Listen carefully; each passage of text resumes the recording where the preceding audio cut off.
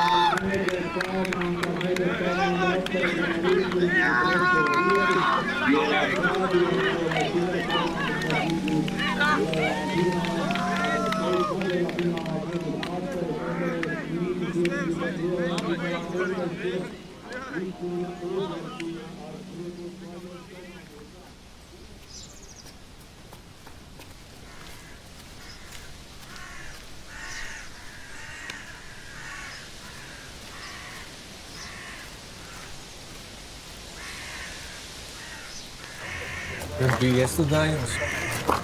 Man nelikās, ka iestudējums. Man liekas, ka dokumentāli. Šīs tēna, man liekas, ka bija iestudējums.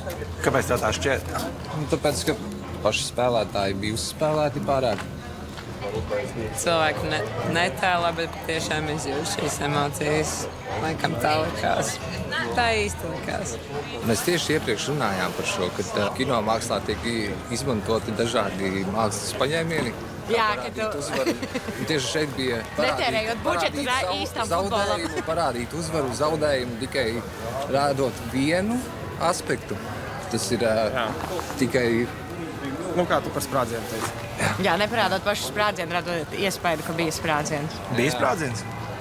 Tur bija vārdi. 2 minūtēs var izstāstīt dzīvi. Futbols. Bet es Caur metaforām. Metafors? Viss bija slikti, un tad viņi pacēla. Kā draugi teica, tas būs labi, nebēdā beigās.